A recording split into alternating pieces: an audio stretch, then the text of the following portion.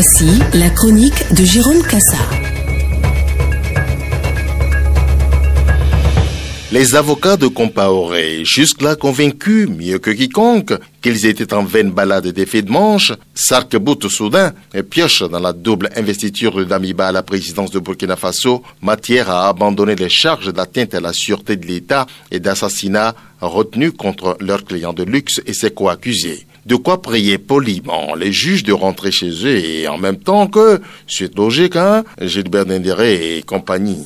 Plus rien à se mettre sous la manche, vu qu'avec le cas d'Amiba, un putsch n'a plus valeur d'infraction, qu'un coup d'État est désormais chose normale au pays du Moronaba. Hier critiqué, décrié, condamné, aujourd'hui, le circuit est en passe d'être ennobli. La différence, c'est qu'aujourd'hui, on prête serment devant le garant de la Constitution qu'on a soi-même foulé aux pieds quelques heures plus tôt. Visiblement, le pays qui a tout d'un havre des coups d'État n'a pas fini en ce début d'année de nous gaver de ces biscuits pas ordinaires. Opérez-y un coup d'État et très vite, courez chercher la gomme de la prestation de serment pour l'absolution instantanée et totale. Dès lors, vous pourrez rouler à plein gaz et avoir à vos pieds tous les Burkinabés. Ainsi, on pourrait à la limite s'attarder sur le volet assassinat de Thomas Sankara et de ses compagnons, mais là, c'est une autre paire de manches, car, vu comme consubstantiel, le crime serait alors à ranger dans le casier des dégâts collatéraux et donc banalisé. L'on peut y fermer les yeux donc.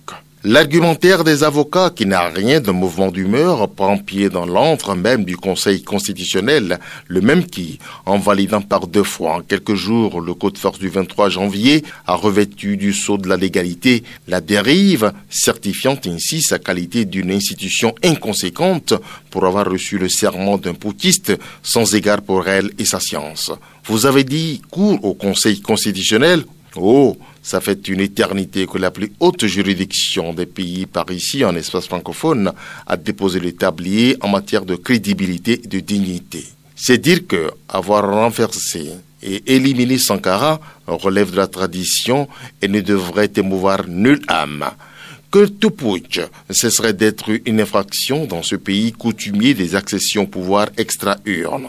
Des origines à nos jours, les coups de Lamizana, de Zerbo, de Ouedraogo, de Sankara, le même, comme celui de Compaoré et le tout dernier de Damiba, tiennent donc de la normalité, même si tous ces tenants sont des chefs d'État non élus. Cette magie de l'onction des coups d'État en téléchargement vient porter un coup d'arrêt aux élans de la CEDEAO, à qui le Burkina arrache ainsi l'occasion de blâmer les coups d'État de retour dans cette région dont la giga prédilection pour la dérive est connue. Alors, qui viendra désormais condamner ce qui est reconnu par l'État lui-même comme un mode naturel d'accession au pouvoir?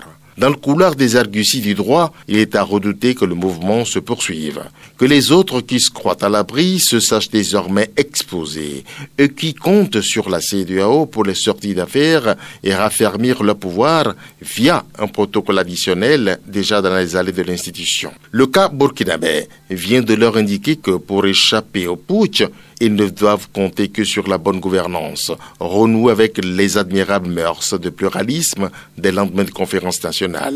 Oui, plus de condamnation de la très décriée de la CEDEAO quand viendra leur tour. Peut-on juger un coup d'État sous un régime issu lui-même d'un coup d'État? Question casse-tête pour le Conseil constitutionnel burkinabé, empêtré dans la gadoue et dont personne n'envie le sort par ces temps. Sûr qu'il souhaite que ce tout petit mois qui lui est imparti soit éternel.